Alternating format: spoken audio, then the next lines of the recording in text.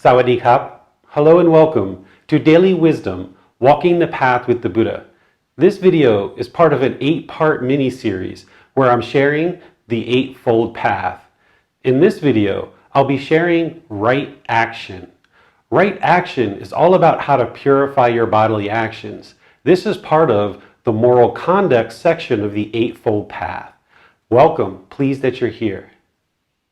Right action, as part of the moral conduct section of the Eightfold Path, is helping you to understand how to purify your bodily actions. As long as you're causing harm through your bodily actions, harm is going to come back to you. So in this core central teaching from Gautama Buddha, titled the Eightfold Path, he's sharing with you the 8 individual aspects of your practice that you need to purify. This is right view, right intention, right speech, right action, right livelihood, right effort, right mindfulness, and right concentration. Here in right action, we're understanding that through our bodily actions, we can actually cause harm. And when we cause harm through our bodily actions, then that harm is going to come back to us. So the Buddha provides guidance to help you understand major aspects of your life practice related to bodily actions that you need to improve upon, perhaps, in order to purify your actions. So let's look at the words of the Buddha related to right action. The Buddha shares, "In what, monks, is right action? Refraining from taking life, refraining from taking what is not given, refraining from sexual misconduct. This is called right action." Here in right action, Gautama Buddha is sharing 3 aspects of right action that need to be purified in order for you to be fully practicing right action and to purify your bodily actions. Let's investigate these more closely. The first one is about taking life. Taking life is intentionally ending the life of a being. If we're taking the life of another being, then by taking the life of that other being, we're causing harm. And therefore harm is going to come to us. In order to take a life, there needs to be a certain amount of anger, hatred, and ill will in the mind. So by practicing right action and purifying your actions to not kill living beings, this is purifying the mind and helping you to eliminate this anger, hatred, and ill will. The second aspect of right action is all about taking what is not given. Here, this refers to taking or using something without permission. This is all about taking material objects and possessions from others when they've applied time, effort, energy, and resources to acquiring these things.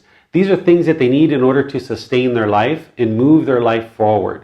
If we were to just take these things from others without permission, it's going to cause them harm. So therefore harm is going to come to us. So it's very important that as you move about the world, that you don't have bodily actions which are taking things from other beings, but instead you always ensure you have the permission of others before you actually use their resources.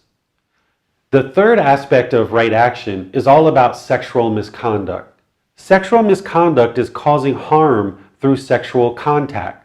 By causing harm through our sexual contact, that harm is being experienced by another being, so therefore harm can easily come to us. The Buddha explains exactly what sexual misconduct is in the 5 precepts, as well as these other 2 aspects of the Eightfold Path. Because remember, the Eightfold Path is this core central teaching where everything else plugs into it and helps you to fully understand how to develop your life practice. So in order to understand right action and some of the other aspects of the Eightfold Path, it's important to deeply investigate the 5 precepts.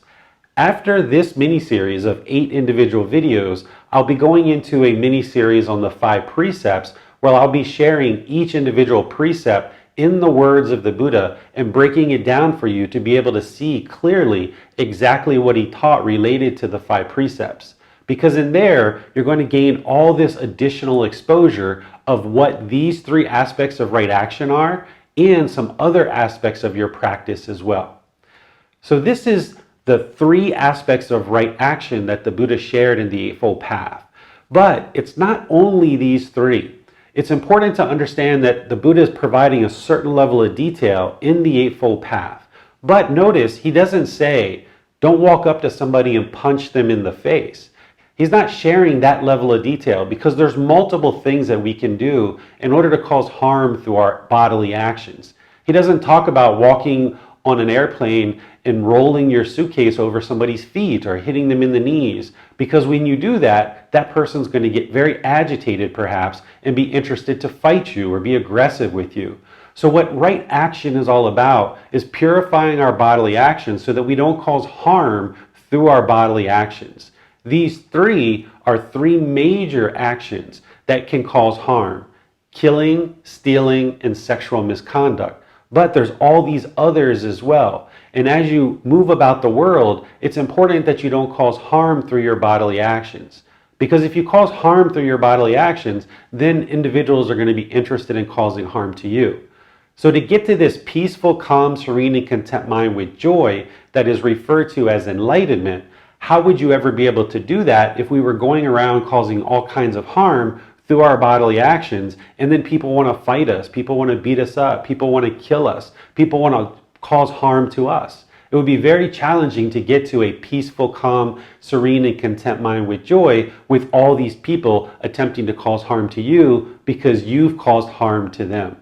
So by purifying your bodily actions and not causing harm through any of your bodily actions, this will ensure that others aren't interested in causing harm to you.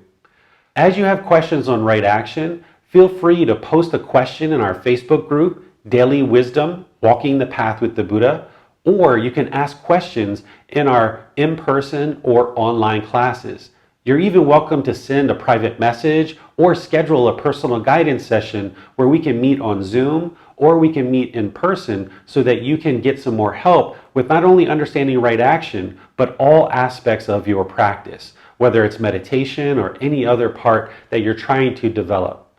Thank you for watching this video. The next video is about right livelihood, and this will round out our series on moral conduct of the Eightfold Path. Thank you. We'll see you in the next video. Sawadee krap.